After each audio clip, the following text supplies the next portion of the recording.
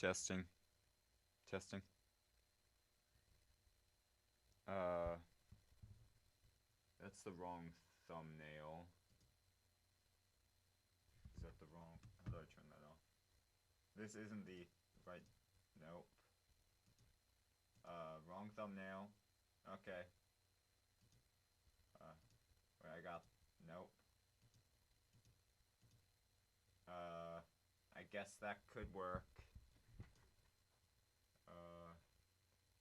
Well, I really don't know what to do.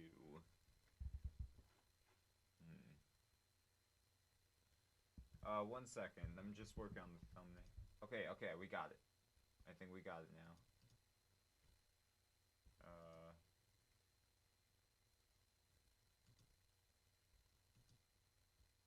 Is it working? Okay, there we go. Alright, hey everyone. It's Noah here. And my past two reviews, have, been pretty modern. But this time, I'm going back in time to the 1980s, and I picked a real winner this week, I just want to say. This movie is amazing. Okay, let's get out of the way. I love werewolves. I love bad movies. I love the 80s. And it all comes together right here. This movie is amazing. I want all of you to know right now, you have to watch this movie. Like, you need to see this with your own eyes, because this is one of the most incredibly just stupid films I have ever seen. Like, it's like The Room. It's on the same level as The Room. Like, I can say that with confidence. This is equal to Tommy Wiseau's The Room in how bad it is. And how good it is. So, without further ado, I am talking about The Howling 2, Your Sister Is A Werewolf.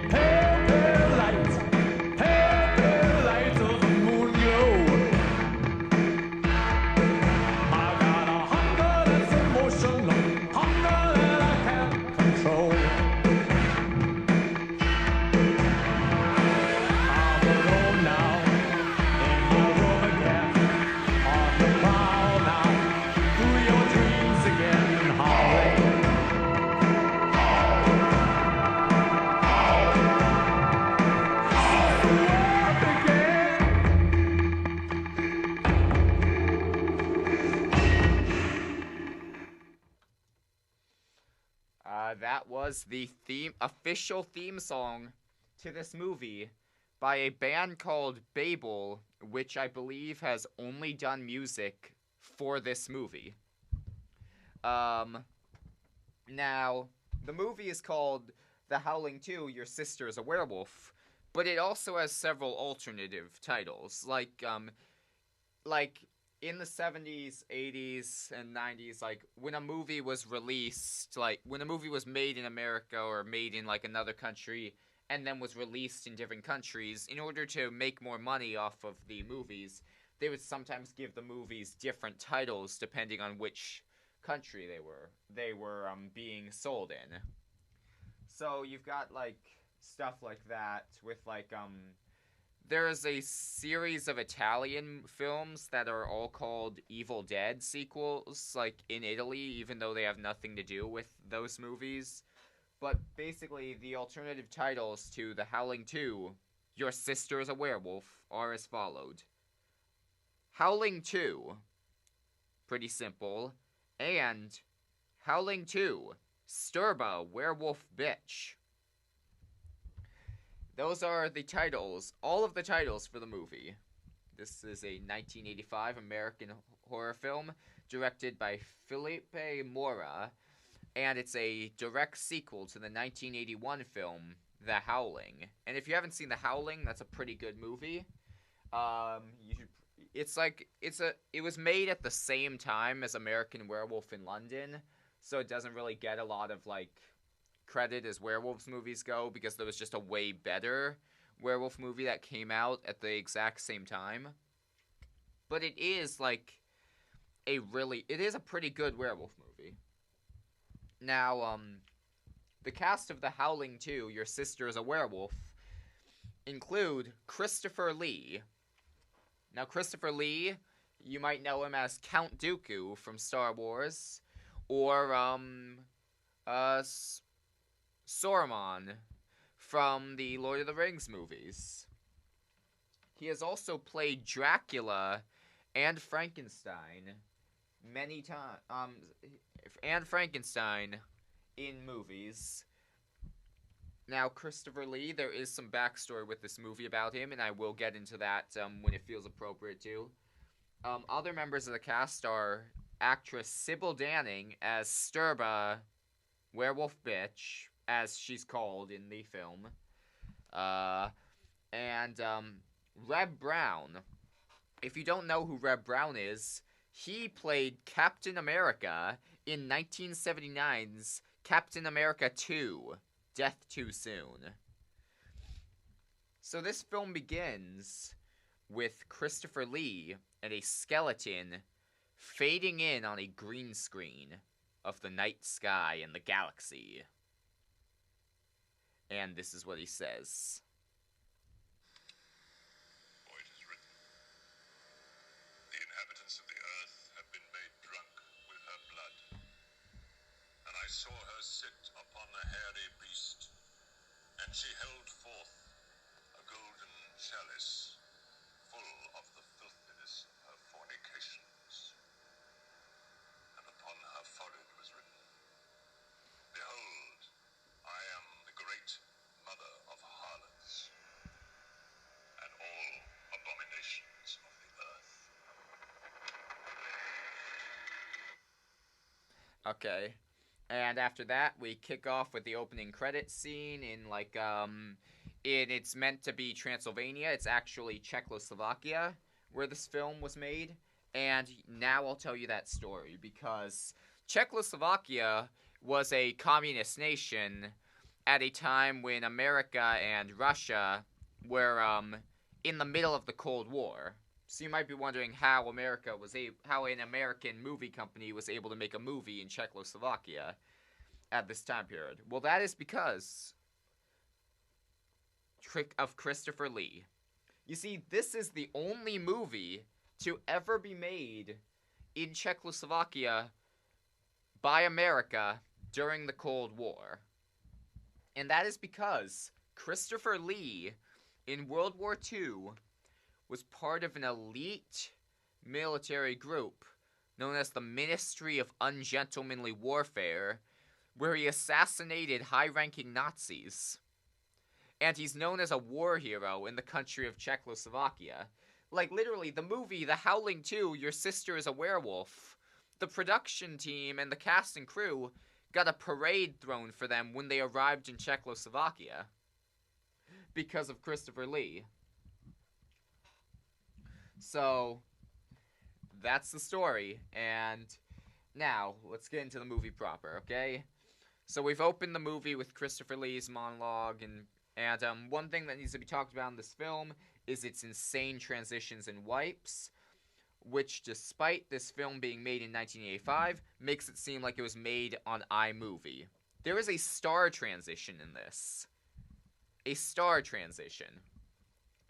Now, we open the film in Los Angeles, California, USA, the City of Angels, and we open on the funeral of Reb Brown's sister, who was the main character in the previous film, The Howling. She's played by a different actress because they couldn't get the same actress who played the character of Karen back for the sequel, but she died at the end of the last movie, spoiler alert. Sorry about that if you're planning to watch it. Christopher Lee is also at the funeral, as well as the character of Karen's friend from work, who's a journalist and is also romantically involved with Reb Brown, also known as Captain America. We see that she wakes up in her coffin after the funeral, Karen. She's not dead. After the funeral, also, Christopher Lee approaches Reb to tell him his sister's immortal soul is in grave danger and gives him his card. His name is Stefan Krosko, a cult investigator. Two werewolves in disguise are at the cemetery. You can tell they're werewolves because they growl when they see Stefan, and when they're about to leave, they do that dog thing that dogs do when they wipe their paws on the ground to, like, I don't know, get off dirt or get ready to run. Christopher Lee states the title of this movie. No, not that one, the other one. Your Sister Is a Werewolf. He tells Reb Brown, your sister is a werewolf. Reb Brown's response is, bullshit, which could be said about this very movie. We smash cut to his screaming sister inside of the coffin, terrified for half a frame, before we immediately move to the punk rock club where Babel is singing.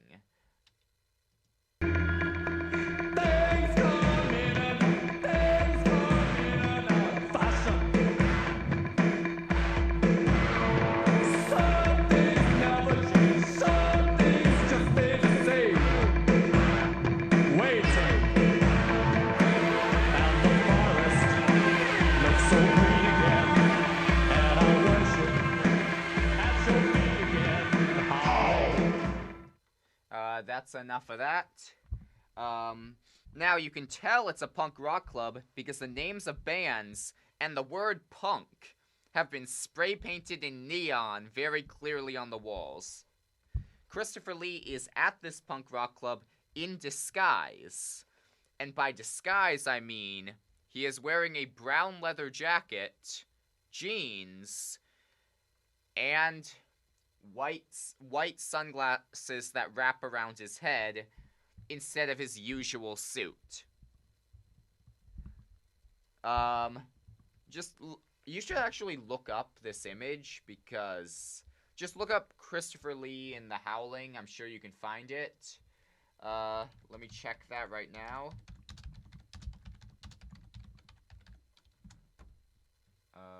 I misspelled the Howling, the Howl-Oy-Ong. Okay, now it's back. Yep, immediately the first image you see is Christopher Lee in his disguise with the wraparound sunglasses and the leather jacket. Okay. Now, back to it. So, this scene, I want to say, this scene was filmed in Czechoslovakia, not in LA. Like, it says it's in LA, but was actually filmed in Czechoslovakia.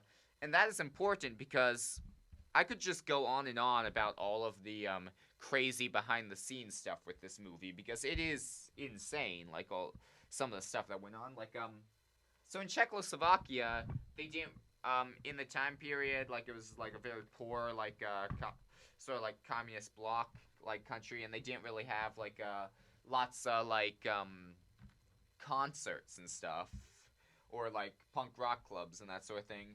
So basically, like, on the day they were filming this movie, just like hundreds of like Czechoslovakians like came to the set to work as extras, like free of charge. They just wanted to be there to like listen to some live music from Babel, the band that has done nothing else but this movie.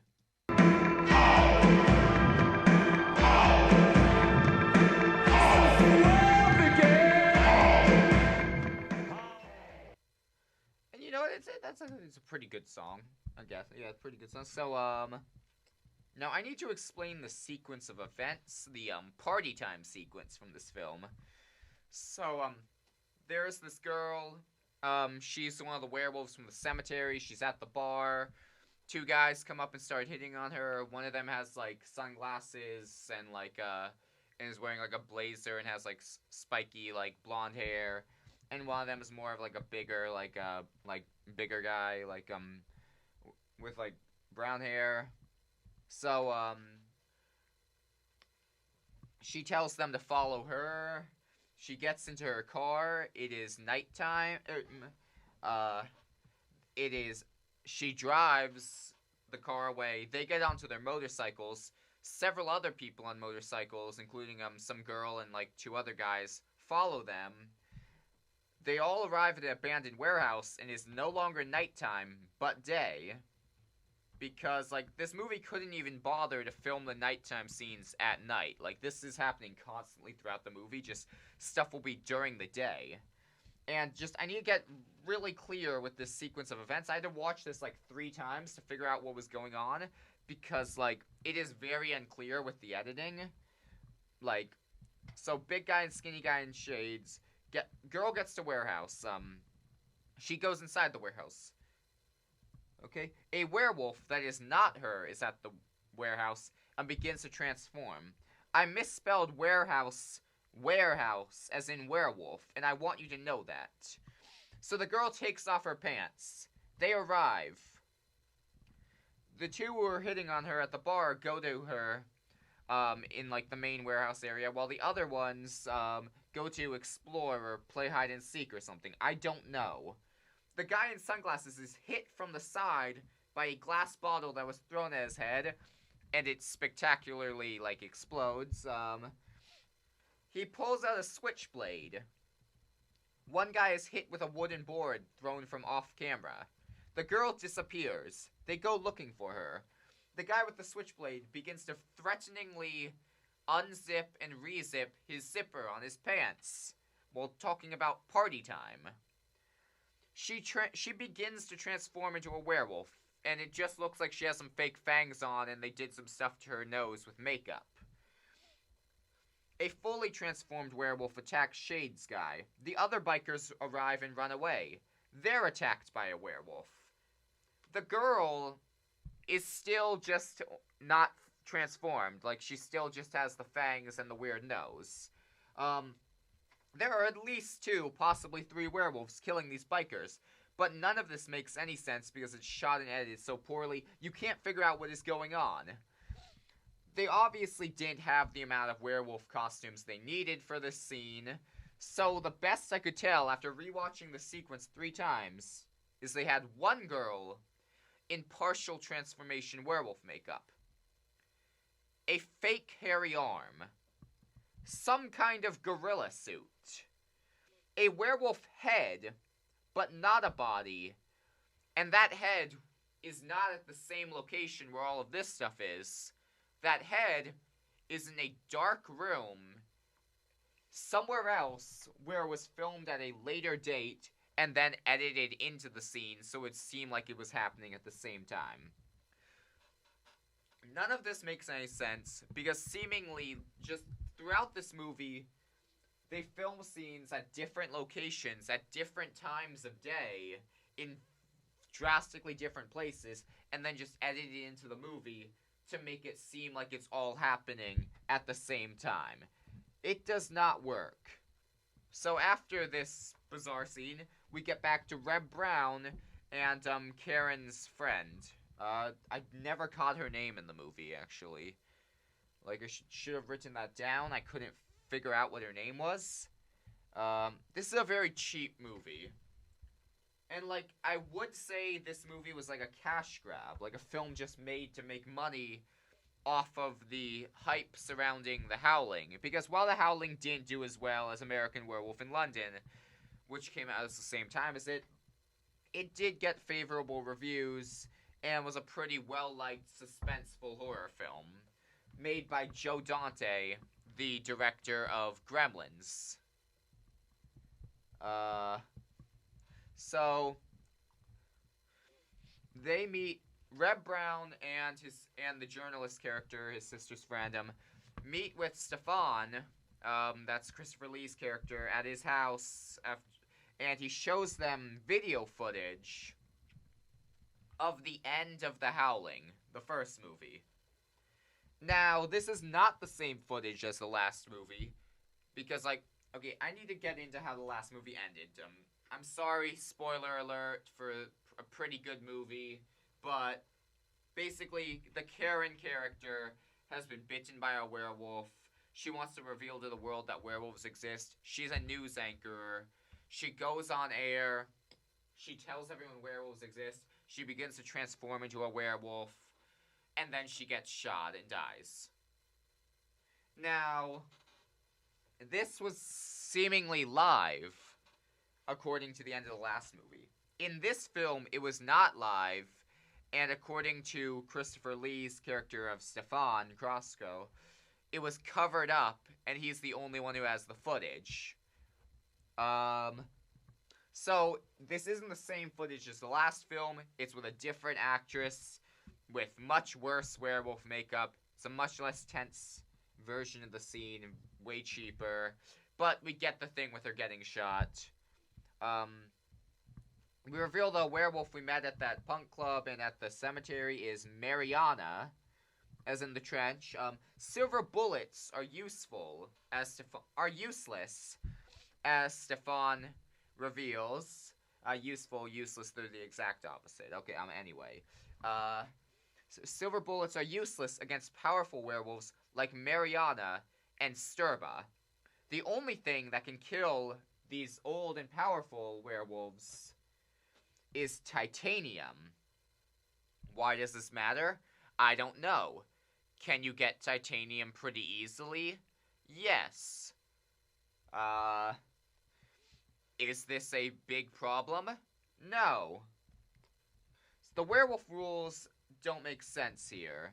Because, like, the werewolves have some kind of secret society here, which I guess could be interesting, but also, they've mistaken werewolves for vampires. I'm not joking. Whoever wrote this movie, the writer of this film, seems to think that werewolves and vampires are the same thing.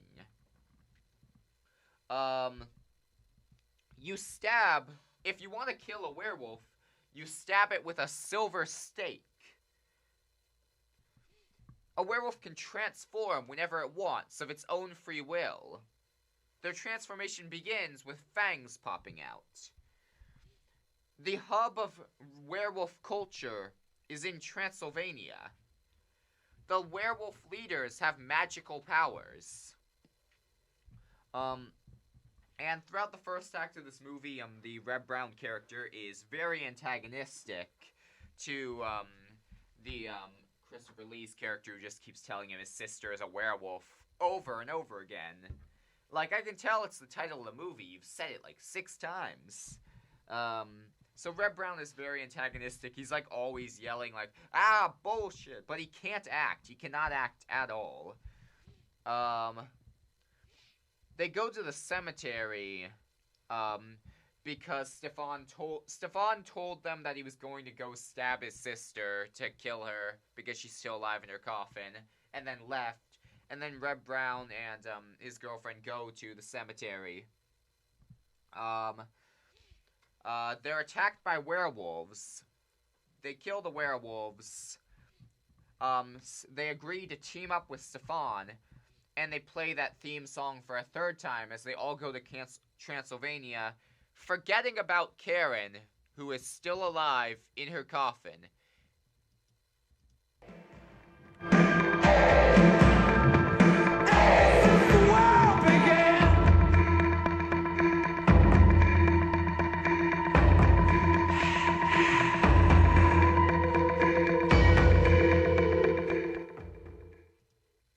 Okay. There's a car scene in Transylvania after they get to Transylvania where Christopher Lee and the 2 main characters are all in a car together, and the 2 leads are like joking around with their terrible acting skills, and Christopher Lee, who is a far better actor than anyone else in this movie. Like, he's the only genuinely good actor in this film. Like, you can see him rolling his eyes in the back of the car, and I kind of thought, like, that's not acting. They just had the camera on him and decided to use that. he's not acting there. That's just how he feels about being on the set of this movie with all of these actors who are really bad.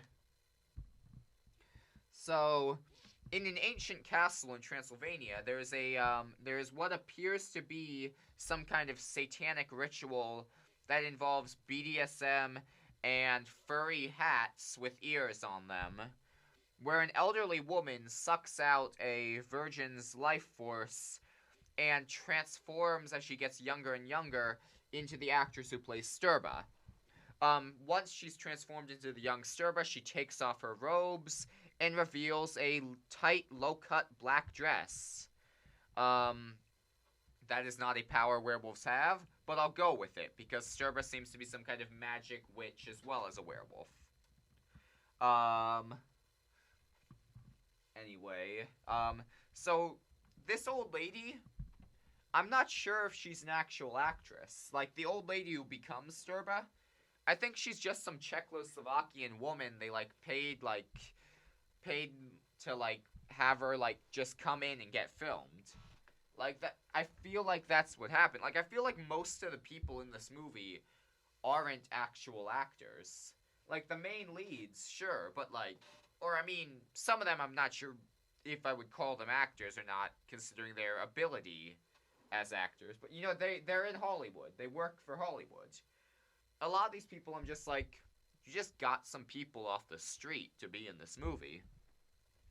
But anyway, Mariana, Sturba, and some dude in a fur-covered hat with wolf ears on it have a three-way. And I realize this film may not actually be a cash-in sequel to The Howling, but some kind of elaborate and incredibly bizarre excuse to make softcore porn.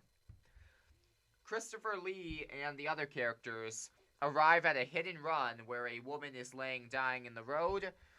All of the villagers who are standing around this woman go away into the woods. The woman reveals she's a werewolf, attacks them. Christopher Lee kills her. Christopher Lee tells the other two leads that he's going to go into the woods and will meet them there. He's walking the rest of the way because he can't handle being in a car with them for any longer. They get into the car. There's another werewolf in the backseat of the car who jump scares them. They almost fall off a cliff. They kill that werewolf. We cut back to that three-way sex scene, and it is very gross now because they're all partly transformed into werewolves. And I don't know if this was meant to be some horrifying scene or not, but it doesn't look that way. It just looks like people have a lot of back hair. They're not at the stage of their transformation where it would be grotesque and horrifying. It's just, weird. Anyway, it ends with a diamond push-in transition. Because every scene in this movie has to end with a bizarre, wipe or fade away or some kind of star transition. Okay. Reb Brown and the journalist go to the village they're supposed to be meeting Stefan at. They go to a hotel. This exchange is said between them and the guy in charge of the hotel. He says he's going to put them in room 666. Reb Brown says, "This room doesn't look like it has 6 floors." He responds, "I know, funny, isn't it? There's awkward laughter. None of this comes back." And then one of my favorite scenes in the movie. The journalist character pulls garlic out of her luggage. And at first I'm like, oh, they're going to make a vampire joke because they're in Transylvania. And then I'm like, oh no. She's going to say something about how garlic keeps werewolves away. Because they think that werewolves are vampires and vampires are werewolves and it's all weird and crazy. But then, I'm wrong. It's neither of those options. She pulls out the garlic, and her line is, "Just in case, to ward off evil spirits." That's not a thing. None of this is a thing. They then have sex with their jeans on. A werewolf in the parade downstairs smells it. We cut to an owl in a tree.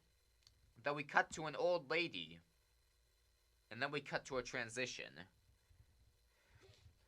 Later in the day, they're at the parade. They see a little person. Their response is, this is actual lines from the film, you see that dwarf staring at us. Should we follow him? Why not? They follow the little person. We keep cutting back to that sex scene throughout the second act of the movie. Several days pass, and we keep cutting back to the Sturba sex scene. This sex scene has been going on for several days in the context of the film. Eventually that ends, and we cut back to Sturba, and now she's in a 1980s suit of glam rock silver and black armor made out of metal and leather with giant shoulder pads and giant hip spikes. We meet Stefan again, who's at a church with several other werewolf hunters, and the little person is revealed to be part of the werewolf hunting team. Stefan is revealed to be Sturba's brother. Sturba is supposed to be thousands of years old in the context of this film. They never explain how Stefan, who isn't a werewolf, can be as old as his sister who is a werewolf. So they go to attack Sturba's castle. Reb Brown and the little person, they put in candle wax into their ears because Sturba apparently has some kind of magical power where you don't want to hear her. The candle wax falls out of the little person's ears. Sturba uses the common werewolf power of electricity shooting fingers and sonic howls that blow up your brain and eyeballs. The little person is killed because his brain and eyeballs exploded from her sonic howl. Back in the village, Stefan meets a little girl in a creepy mask who has one of the little person's medallions. He follows the little girl. The little girl reveals she's actually the little person who's a zombie now because werewolves can raise the dead as their zombie slaves using magic. Stefan fights the little person and throws him out a window. The werewolves kidnap... Oh, I actually did write the name down. Okay, I'm sorry, everyone. I've just been referring to this character as the journalist or Reb Brown's girlfriend or Karen's friend. And her name is Jenny. So anyway, Jenny gets kidnapped by werewolves. The survivors of the team of werewolf hunters get their weapons together.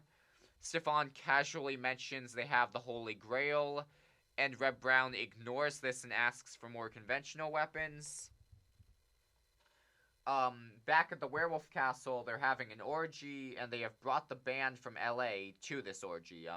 We get that same song again, Howling by Babel. And this is what I was talking about.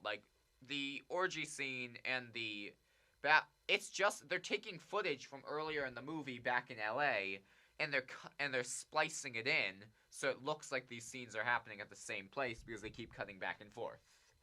They are not cutting back. They are not happening in the same place.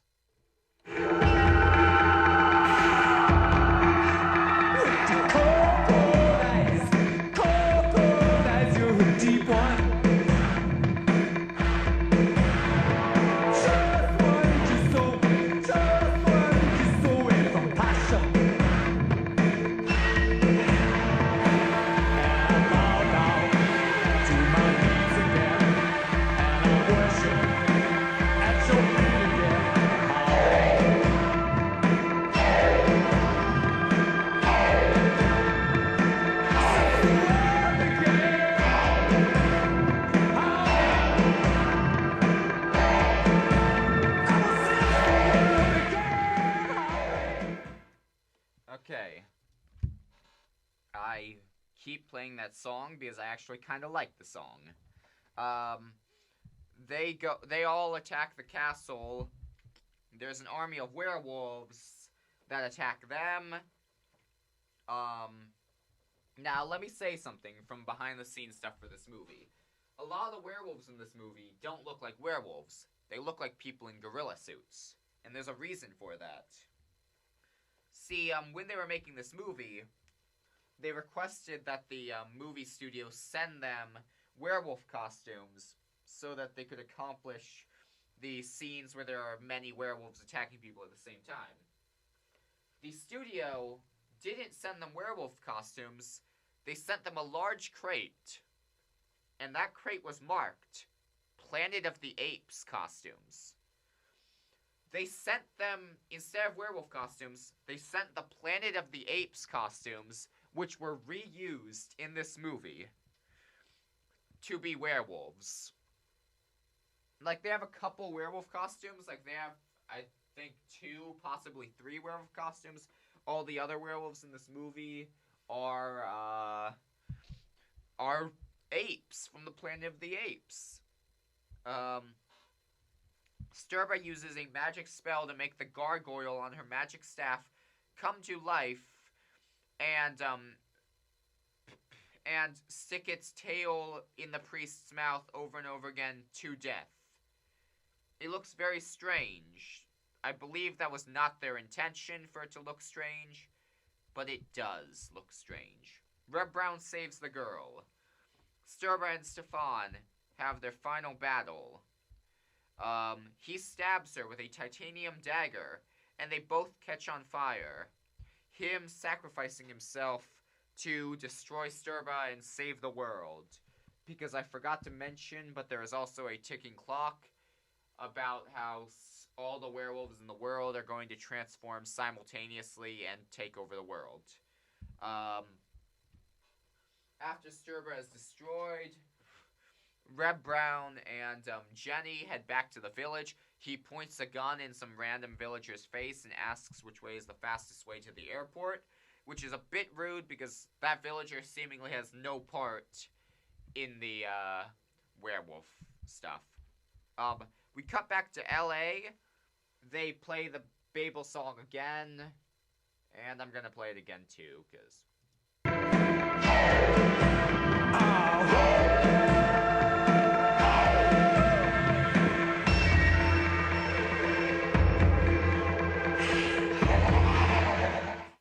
Alright, I'm done. Okay. I'm done. I think that's gonna be the last time. Maybe again at the end.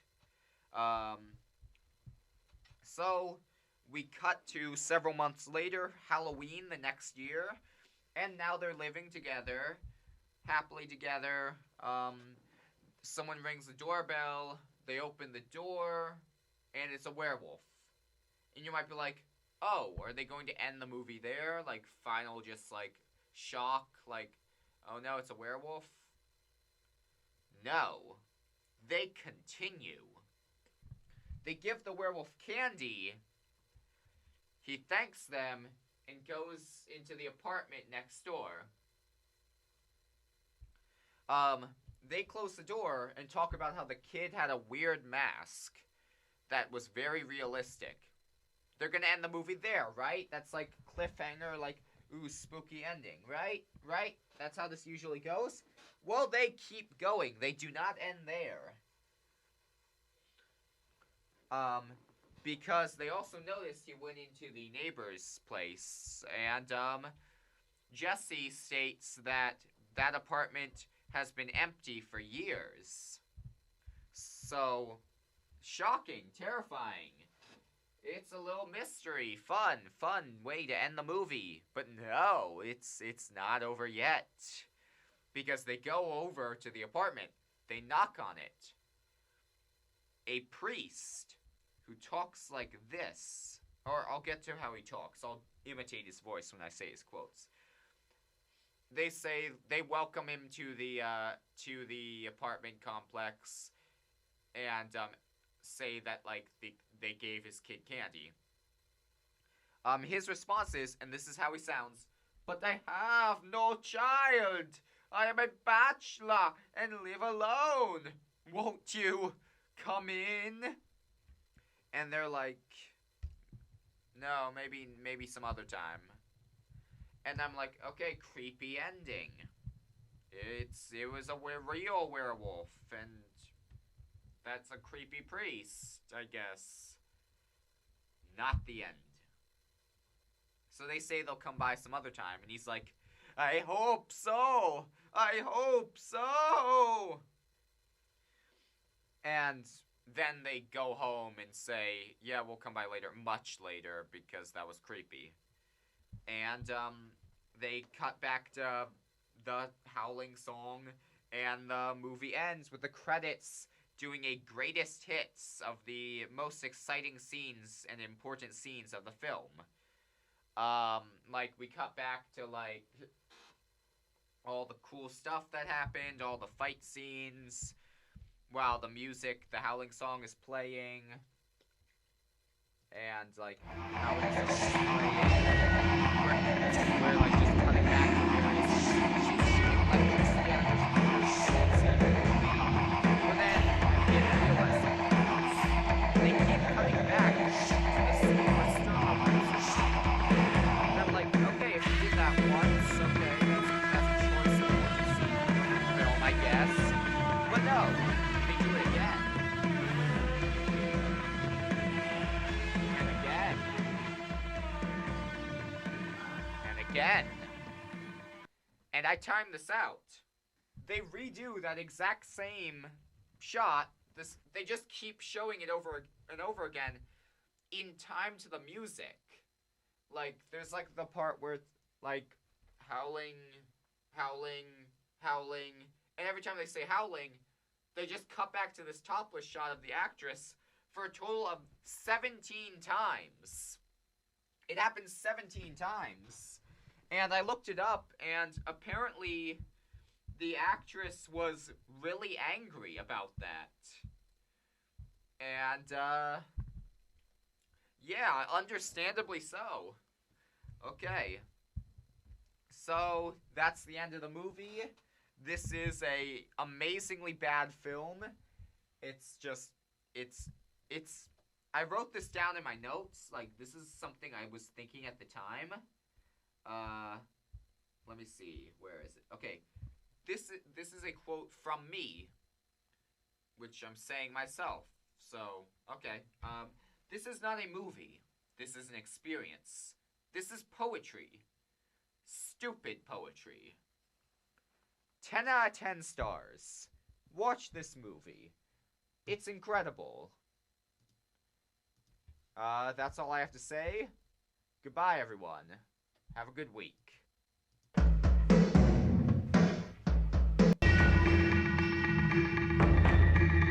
In the pale, pale